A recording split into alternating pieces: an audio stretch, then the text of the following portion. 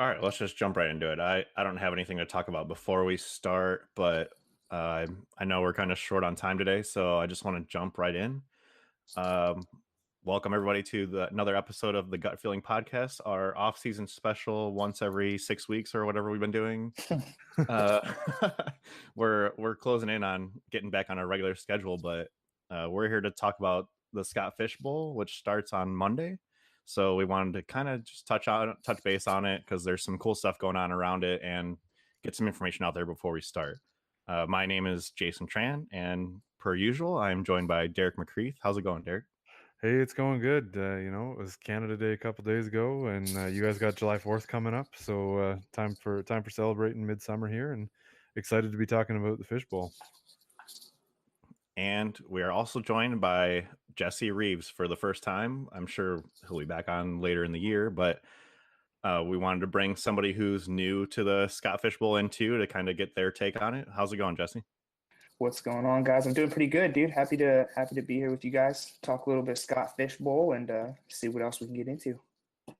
Jesse, on your Twitter, it says that you have average takes. I'm hoping we bring the sub-average takes in because we don't like to get shown up by average.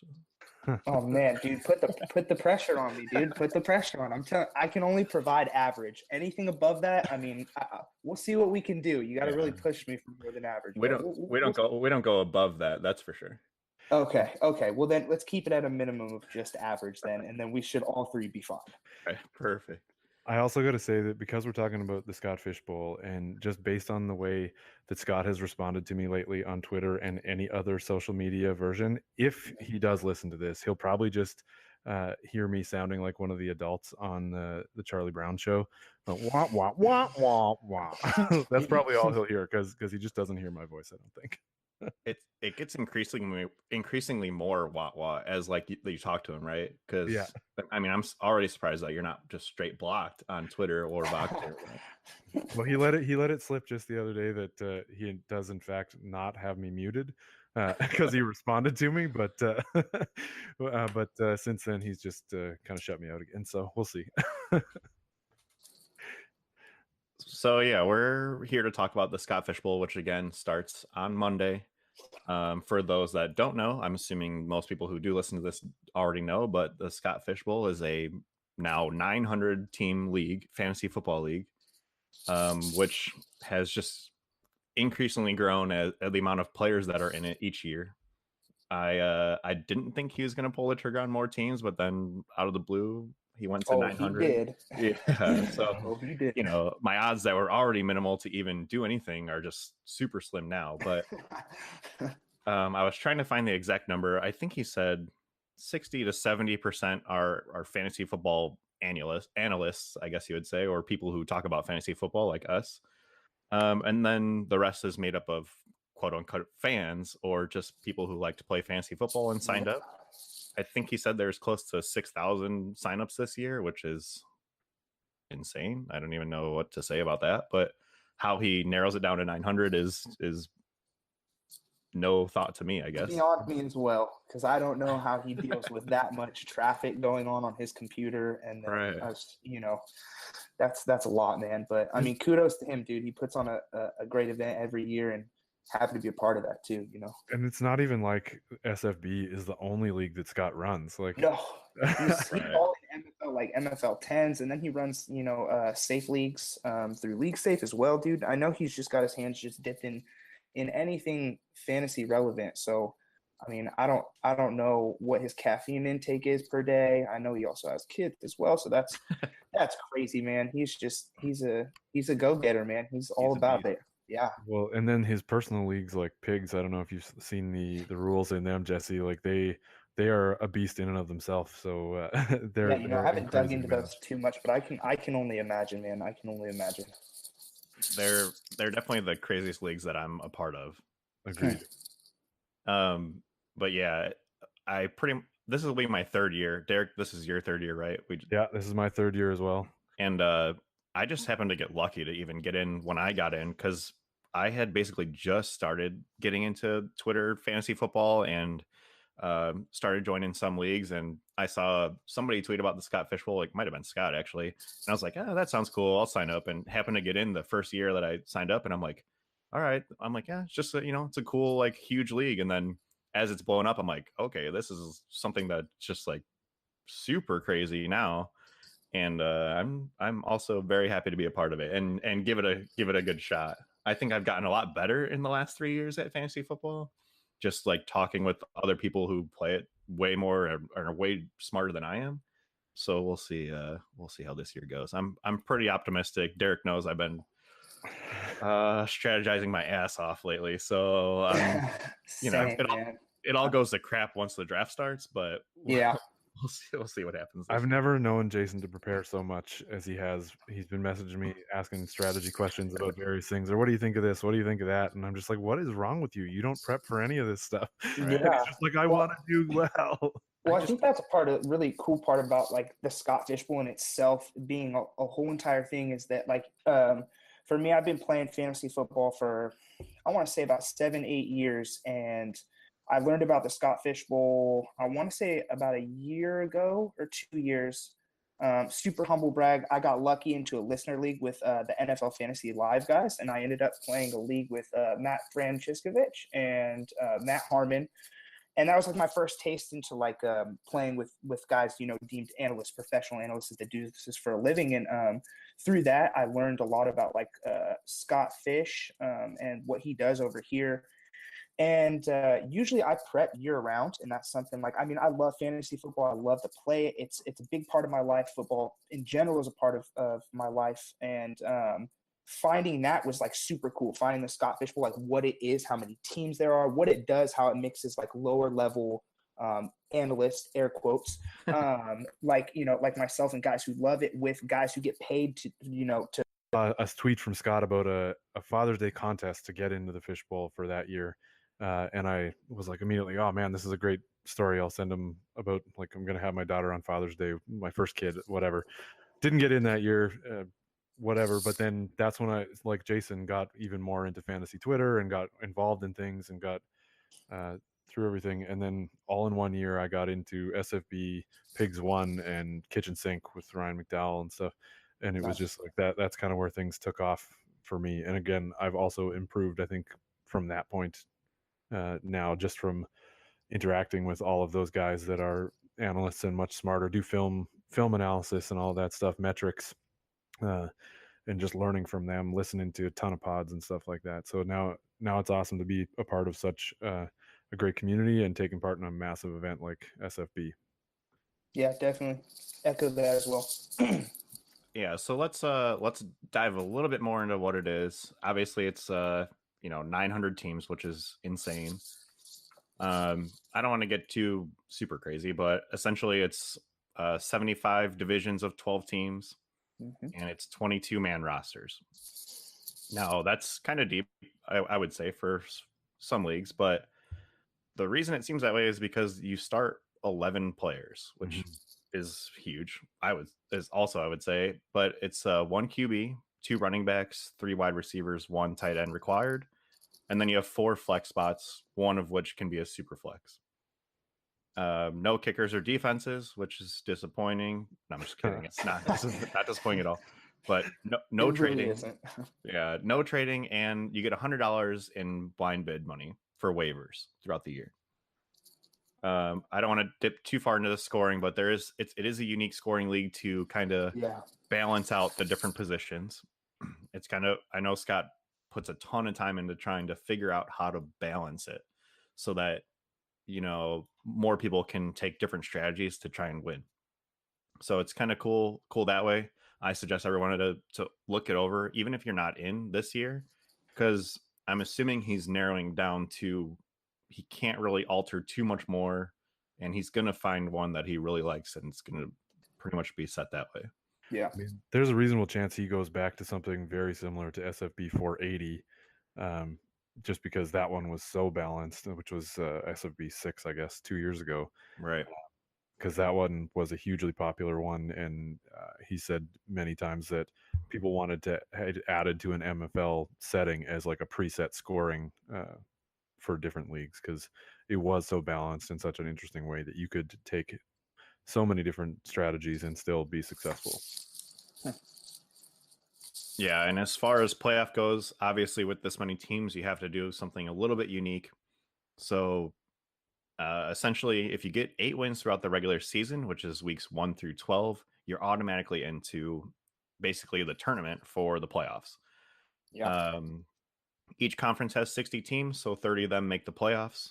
The team with the best record and the team with the most points in the division each get a bye week. So that's huge for a league, that's going to have this many players in the playoffs. And then it's just typical 13, 14, 15 for the playoffs, and it's kind of broken down as tiers. So the highest scoring teams from each of those weeks, however he has it divided, is going to advance, and then the top scoring team from the last week, which is going to be 15 teams in the final, basically, is the winner, which is would be something insane to win. I can't even fathom winning a league like that, but we're going to find out this year, I guess. Hopefully. All of your preparation will be for naught, Jason. It always is. And then I think one other thing, Jason, maybe you can confirm this. There is like some wild card spots too. If you score higher than your league average or something like that, or the overall average, is that the cutoff? I think because it's sometimes the playoff teams expand beyond 30, I believe, if you score above a certain threshold. I think this year it's the 8 wins. So it is. Oh, it's 8 wins. Okay. Yeah, it is the 8 wins. Yeah, your conference is just going to have more than 30 teams if that many people have 8 wins. Right, which that's tough because that's a 750 win percentage in a 12-week season. So that's not going to happen to a ton of teams. Right. And the cool thing about the playoffs is it's not week 13, whoever scores the most points there advances. Your score is actually week 13 plus your season average. That's the wild card week, basically, you would say.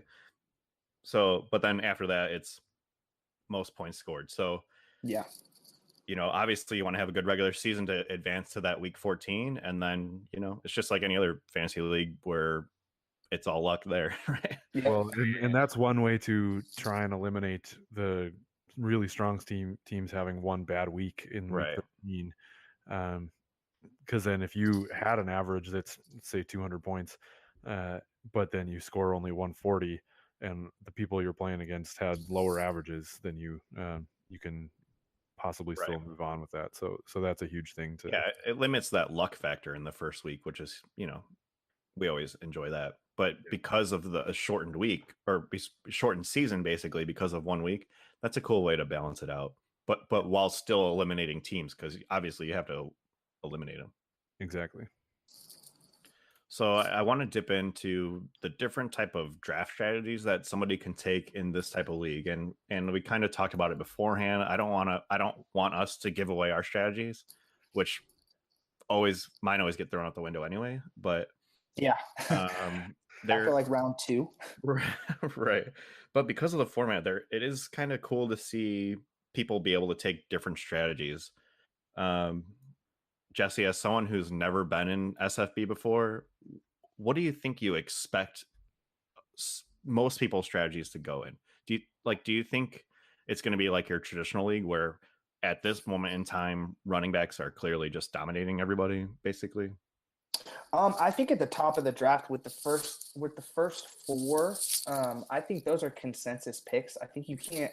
Me personally, I think that a lot of people aren't going to pass up on your Zeke, your DJ, your Todd Gurley, and your Lev Bell.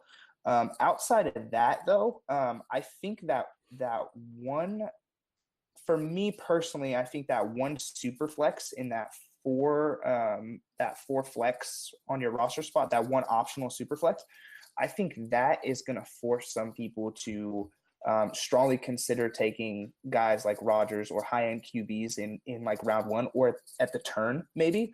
I think that and the premium that the scoring system allows for tight ends, that extra 0.5, because I know receiving is half PPR and then tight ends get an extra 0.5. So that makes it a full PPR format for scoring system for them.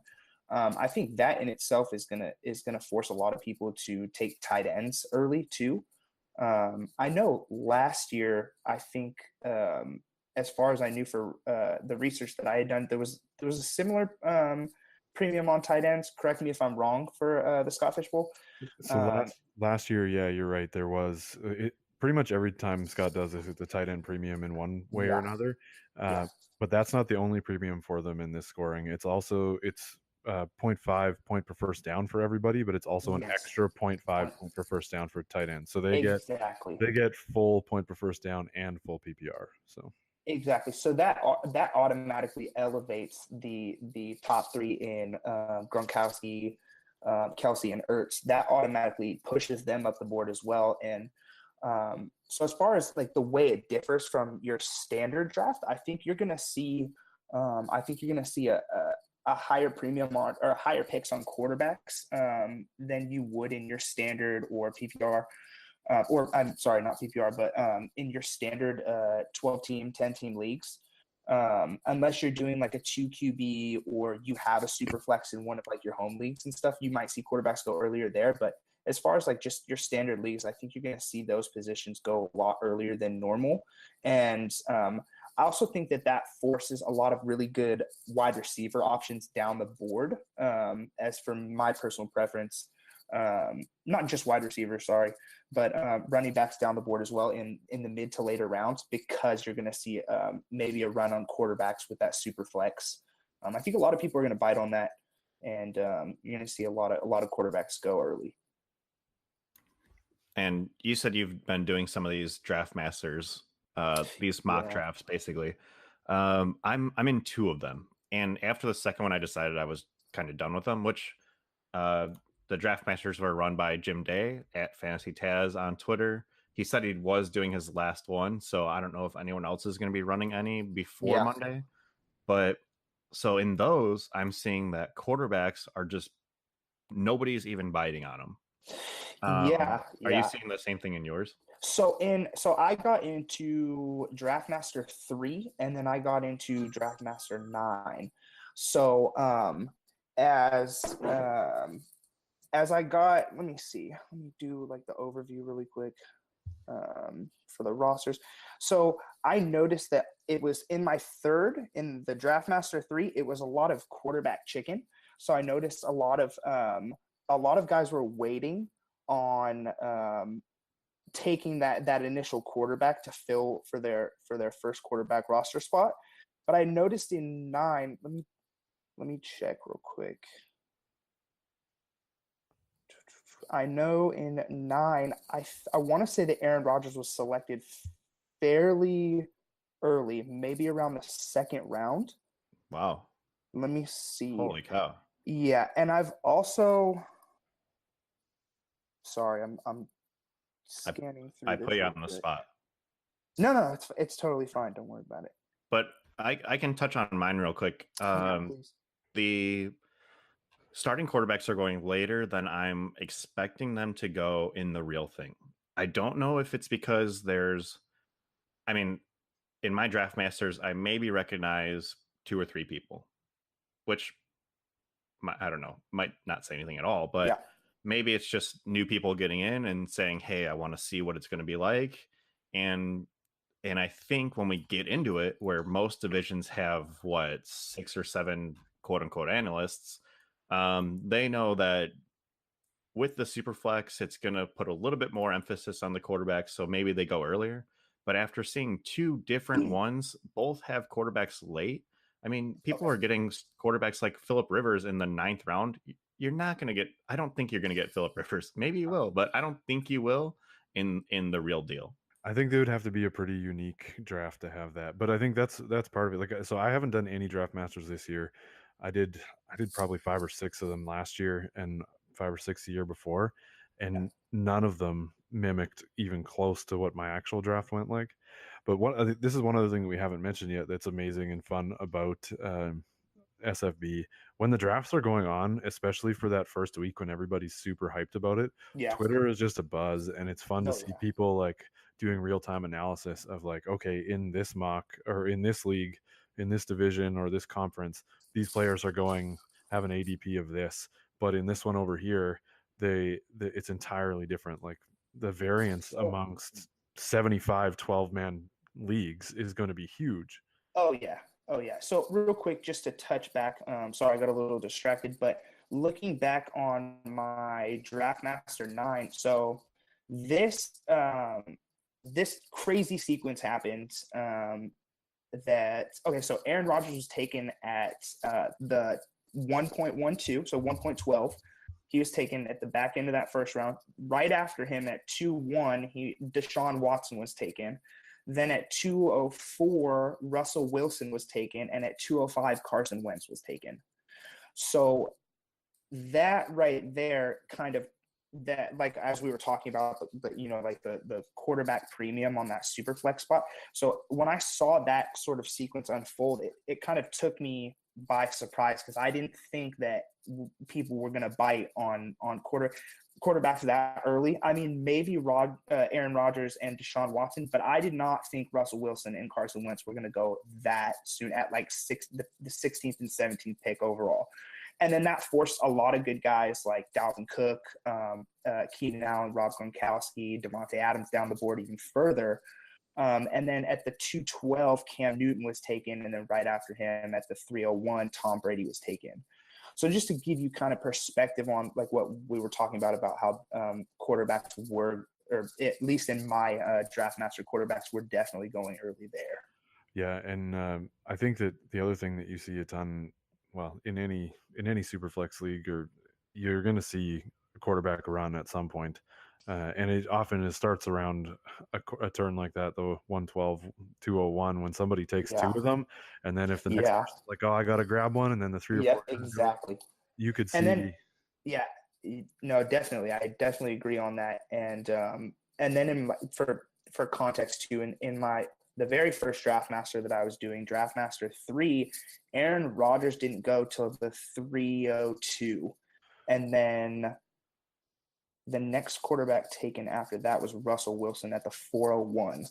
So that was like a round apart from each other. And then let me make sure. Yeah. So for kind of for context, and I know 3 was a little bit earlier in the process as everybody was getting their draft slots and what divisions they were going to be in and whatnot.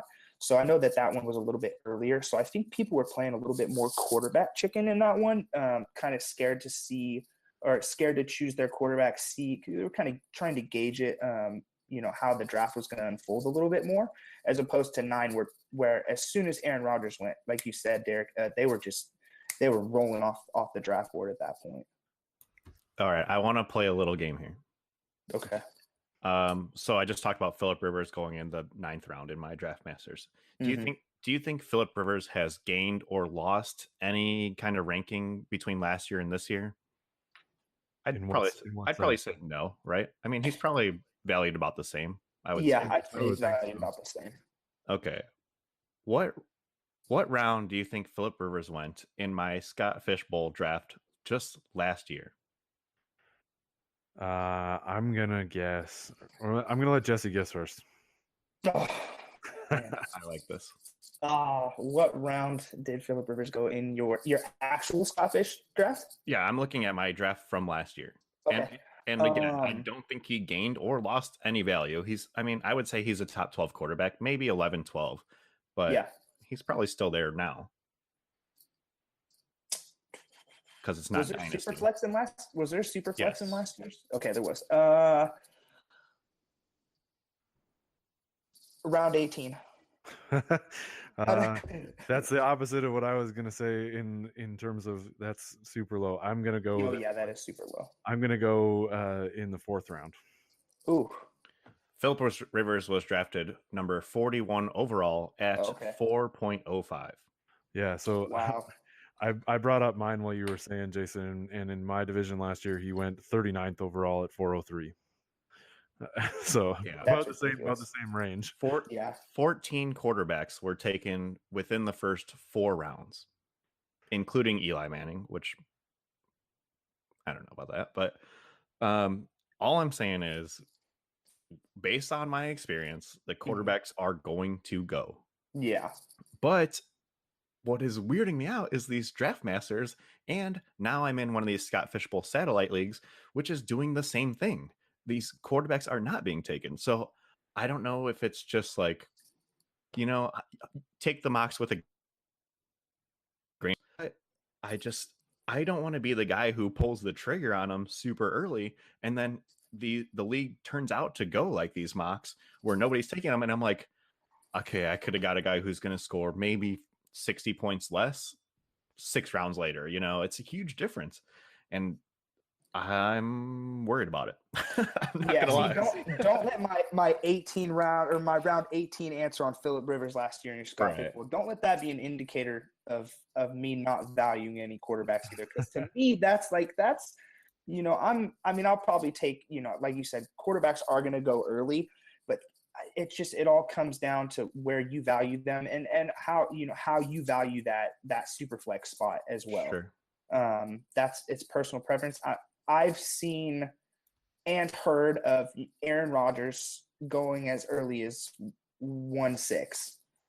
And that, to me, that's a little bonkers. That's a little bananas. But, to some people, I understand. I understand what he holds in value to your team. I'll tell you this right now, Jesse. There will be minimum one league where he goes 101 in SFB. 100%. There's no chance that doesn't happen. Buy that. Somebody who's taken him, or you're just guessing there? I'm just guessing. There will be one where somebody puts that premium on the quarterback and takes one. It's going to happen. I'm trying to go back as far as SFB 360, but it won't. It's giving me a hard time here. But I don't know. It's interesting to me. It's one of those things that really stood out between last year, the year before, and now these mock drafts. So we'll see what actually happens. I'm hoping. I'm not going to say. We'll see what happens, I guess. But Jason, I just went back to SFB 480, and just for Phillip Rivers went 505, 53rd overall in that one. Yeah. Also super flex. So they will go early and often. QBs will go. Yeah, it's a little crazy, and I just got really sad that because I was in SFB 360, and now I'm realizing this is my 4th year in, which I'm still terrible at this league. But I'm not, like I said, I want to come out guns blazing, but I don't. It's a completely new format. You have to throw a lot of your conventional wisdom out the window when you're dealing with these things. When you're dealing with something of this magnitude, because your standard thinking just isn't going to work. You're not going to be able to pull an end all be all strategy such as a lot of these people think. A lot of these guys. 0 wide receivers, 0 running back guys. That's fine and dandy and all until you get into the draft. And there's, people that aren't taking Aaron Rodgers at 101 and 106 and in that range. And then that just throws your entire draft out the window, because then you have guys who are like Antonio Brown, Odell Beckham that are getting pushed back. And it's like, how do you pass on those guys though? How do you pass on that value if you're sitting at 108? 107 and you have a guy of that magnitude that's just falling to you. I'll be the first to tell you, I'm not necessarily the biggest wide receiver early guy, but if one of those guys falls to me, there's a strong chance I'm going to jump on that, and I'm not even going to think twice. So you just got to be prepared for situations like that and roll with the punches. Right. And in one of these mocks, the newest mock I did, Julio fell to me at 111, and I'm just like staring at him like, how do I even I'm the same way. I don't really draft wide receivers early. Yeah. But I'm like, how do I pass up on this guy? It doesn't make any sense. For context, you said he fell to you at 111. Yeah. Which I guess makes sense.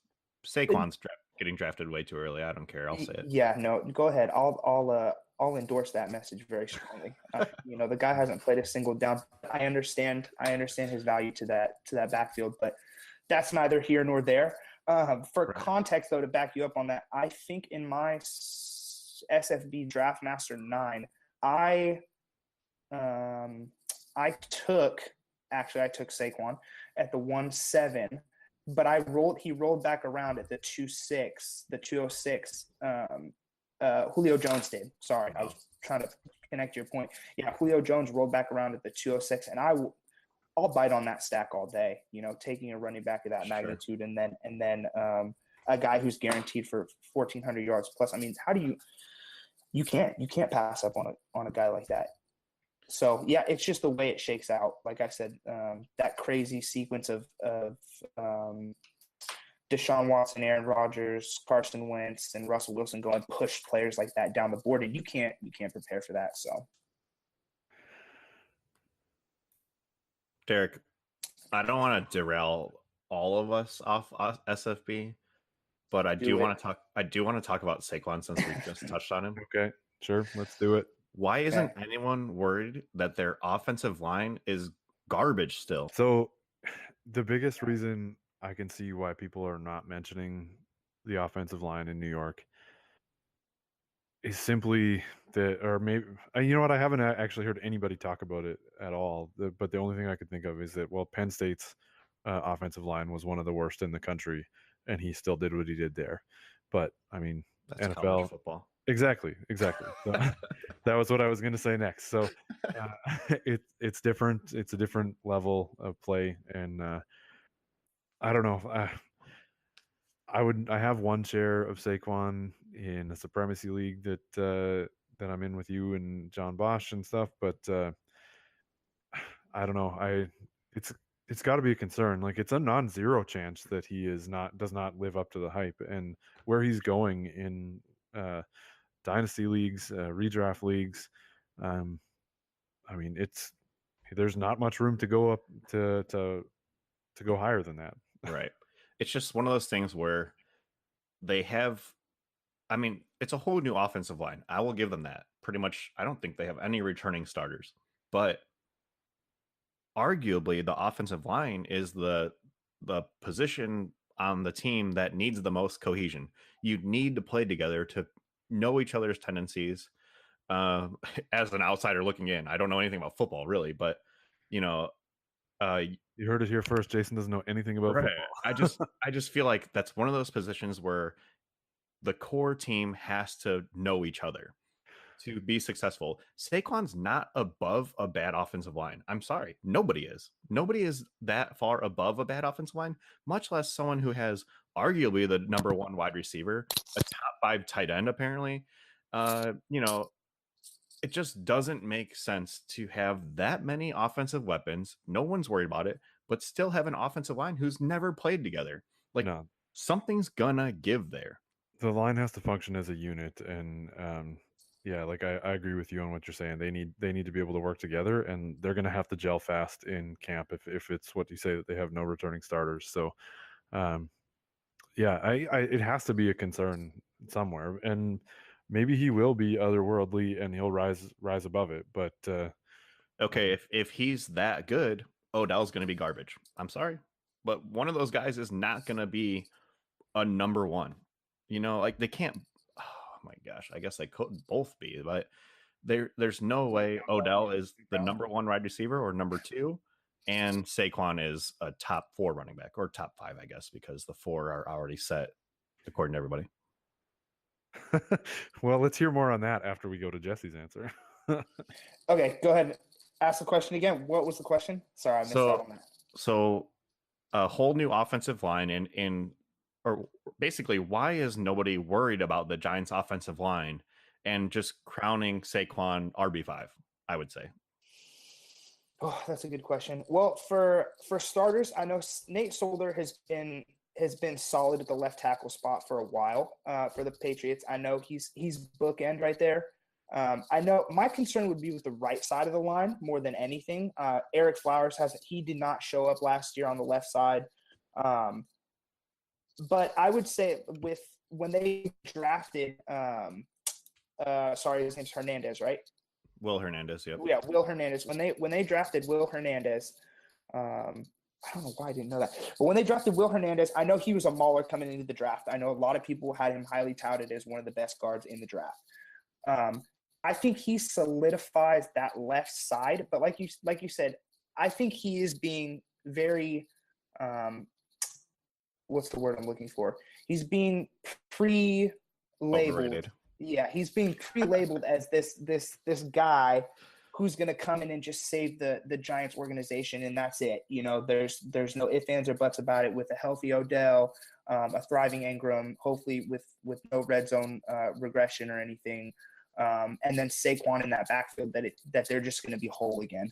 I don't think that's necessarily the case for them, but I do think that Saquon possesses otherworldly powers.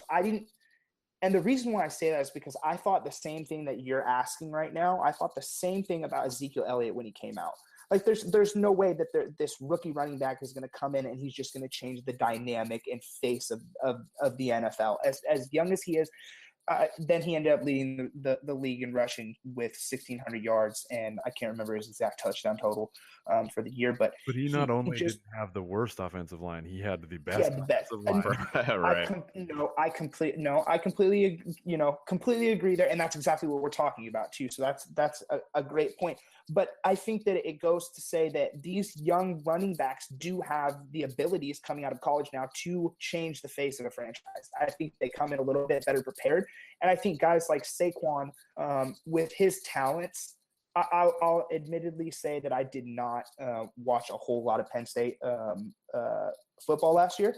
But I have seen enough Saquon Barkley tape to say that he is one of the more talented backs to come out in a long time. And with that being said, Zeke is a perfect example. Again, we can always go back to that offensive line. He had the best one, but I think that that these running backs and these college players in general are coming in more able to adapt to the NFL game. They're more ready. So I'm not willing to hedge my entire season on a guy like Saquon necessarily, but I do think he does have first round potential. But you're buying a projection when you try and buy him at that range. You're buying hopes and dreams that he is going to uplift that franchise. And to touch on your Odell point too, I don't necessarily. I think that offense can give way to two number one fantasy and real life athletes at their positions. I mean, apples to oranges here, and they're completely different. They've been with Big Ben for a long time, but AB and Lev Bell, that's it. That's an example of a 1-and-1 right there. So I think it can be done. Maybe not this year. Maybe this isn't the year, but I think it definitely can happen. I think, but I mean, are people overpaying for him? They might be. To wrap it up on Saquon, I'll say that I've got no, that's good. I've got the 101 in my league for SFB, and I'm happy that I won't have to make a choice between him and somebody else if I were a little bit later. Take Saquon at 101. I don't understand what you're saying. I've already pre-drafted my pick, and it is not him. Duly noted. All right, we can argue about Saquon after he plays a game or two, even in the preseason, I guess. But I get your concern. Trust me, I do. But don't be shocked if he just sets the world on fire. You know, because I think he has that potential. All right, well, we'll talk about Saquon later. That's fine. I could argue Saquon all day, but the last thing I want to touch on for Scott Fishbowl is waiver strategy.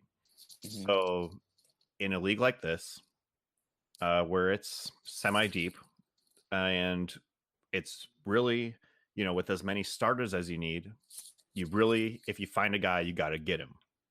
I have been known to just spend all my waiver money on one guy, and I won't be afraid to admit it. I will put $100 on whoever I think is going to be good for the rest of the season if they show up early. Now that might hurt me, sure, but I'm going to get my guy. I mean, no doubt about that. But with a team or with a league like this, where you have to, I mean, the only way to win is to be the top scoring team out of 900 teams now. Does your waiver strategy change a little bit because of that, and especially because of the no trading rule, or do you just, Jesse, are you planning on going about it like a normal league where maybe you'll just spend here and there, I guess? You know, I haven't given too much thought to the waiver just because I'm really dialed in on the draft, and because I'm new to this, I haven't been in that that situation where I'm needing to dive into the waiver wire just yet under those circumstances. But I would think that I'm gonna kind of side with you. If I think that there's a guy that's worth it, and I know, or at least know as much as I can hope that I know about him. I mean, why not go for broke and go grab that guy? Because the benches and the rosters are so deep. If you're, and I know the saying, you don't win at the draft, because you really don't. You don't. Well, I mean, I guess in some situations in a league like this, you definitely could, but if you draft well and you prep well, I think that you should be able to take risks like that and throw all your money in on a guy that you really think is going to be your guy like that off the waiver. I think that that's definitely that's a good strategy. I think that I'm more in line with that now as well. For this year, the first 2 years, or particularly 2 years ago, my first year in SFB, I lost, I think, 3 or 4 of my first 5 picks within preseason or the first couple of weeks of the season to injury. And so I was trying to spread out my waiver money to try and fill up some of those spots. Mm-hmm. And then I think I let that carry over to last year, because I think I saved some, but I saw enough guys that got the guy in the first 3 weeks that was a waiver wire darling. And it was because they put $100 on it. And then, I mean, you can make $0 bids after that. So it's not like you can't get anybody. Yeah. If you put your bids in, but good point. But I don't know. Barring injury later in the season, I don't think that there's going to be too many other guys that emerge, or that coaching staff show tendency to be using in a way that they're going to make a significant difference. So you might miss out on some of the guys later that come in from an injury or after an injury or something like that, or that emerge late because, I don't know, maybe they were, I don't know, totally unforeseen circumstances. But I think that it's going to be in those first 2 to 3 weeks of the season, and you're probably going to have to throw everything on it. Yeah. I just looked at my last year's who I tried to bid on, and I put $100 on Jay Cutler and did not get him. Somebody else. That's what I'm talking about. Probably for the best. So the way that works is, if you guys have a tie, whoever submitted the bid first gets that player. Yeah. So not only did I try and spend my whole $100 on Jay Cutler, but somebody else did before me. Perfect. That's Scott Fishbowl in a nutshell, I think. Yeah. But yeah, I'm looking forward to it. I just wanted to kind of touch base on the Scott Fishbowl. I know all 3 of us are in on it, and obviously we're super excited about playing in a league like this. The excitement doesn't go away. This is apparently my 4th year doing it, but it's an awesome league. It's one of those leagues where you dream about winning, and it'd be cool to win. I know there's a ton of prizes this year, as usual, and I don't know how many are confirmed, but it's a unique league to play in, and at the end of the day, it's all essentially for charity. I mean, we don't pay anything to get in, but Scott does it to raise awareness for his charity, fantasycares.net, which does go to Toys for Tots. I just want to touch real quick on that. This year, it's raised over $22,000 now, which earlier in the offseason, I was saying, hey, let's join these eliminators, let's join these satellite leagues, let's get it over 20,000. So it's crazy that they're over 22,000. And not only that, but I know as people get in, which people are still getting in because there are open spots still, people are getting these SFB avatars for Twitter. I've seen a couple different people, make them for $5 essentially. All you have to do is donate, you get a new avatar. And then it's just to kind of raise money there. So make sure you check out that fantasycares.net. I know the Falafel House guys are running a podathon, and they're doing 24-hour streams starting on Monday, an hour before kickoff to the draft. And make sure you check that out. I know donations are going to that too, so it's very realistic for Fantasy Cares to raise over $25,000 this year, which is I don't even know. It's amazing. It's amazing. Yeah, it is. I don't even know what to say there. So it's awesome. Even if you're not in the league, check it out. and I've expressed it so many times over Twitter. I'm sure I've expressed it on the podcast. If you're not in and you want to get in, nobody's a shoo-in to get in these things. Nope. So make sure you go to fantasycares.net. There are SFB9 satellite leagues, which are essentially fantasy football leagues that you can play in this year, and the winners get to get into SFB9 next year. I know a lot of people who are in like the Capitalist Pigs leagues and on Twitter who even interact with Scott pretty much on a weekly basis that are, not are upset that they're not in, but nobody gets mad because they can't get in, because obviously 900 people, 6,000 signups, something's got to give there. Yeah. But even I play in multiple satellite leagues each year because I'm like, you know what, maybe this is the year Scott decides that I can't get in, which I'm totally okay with. Let's get everybody in. But if only you were good at SFB, then you could win one of those and get a guaranteed spot. Right. Yeah. Never won a satellite league in my life, but I keep trying, and maybe this is the year and I don't have to worry about my sign up, because, especially when we get to this time, it's like, if you don't have an invite, you're like, wow, I'm just, I'm not going to get in, and that's it. But if you can win your way into one of these leagues, so it's $15 to get into one of the leagues. Winner gets to play in the league into SFB next year. Definitely check it out. But and definitely check out the podathon that the Flophouse guys are doing. Definitely. Yeah. Also, to elaborate on like the whole fantasycares.net thing too, even if you're not in the Scott Fish Bowl, like you're not participating inside, you can still donate to fantasycares.net. You can also, I know they're sold out right now. There is some rumblings around on Scott Fish's Twitter about there being a restock in different colors of the Scott Fish Bowl t-shirts. That's another cool way for a lot of people to go ahead. Right now. Yeah, dude, I got mine on right now too. And I think that's a really cool way. I think $12 total of it goes to charity, and so that's another way you can still participate. And I'm glad that you brought this up too, because it goes kind of full circle to what I was saying about this being just a completely different animal when it comes to just a fantasy football league. It's so much more than that, dude.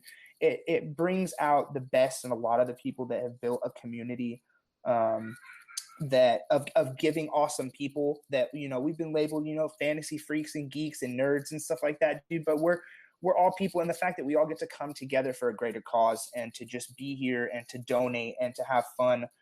Like you said, Jason, a lot of the people in here, we all donate and have given back to Scott's charity, and it raises awareness too. So that's another side of this that maybe a lot of people don't necessarily know about, that I think is really cool. And real quick too, just to end, when you were talking about the SFB Twitter avatars, I know if you're new and you're listening to this and you've been seeing a lot of people that have them, myself included, around Twitter, and you want to get one, you can go to @SFB_AV makers, and you go ahead and you donate $5. And what they do is they will custom make you a graphic for the division that you're in.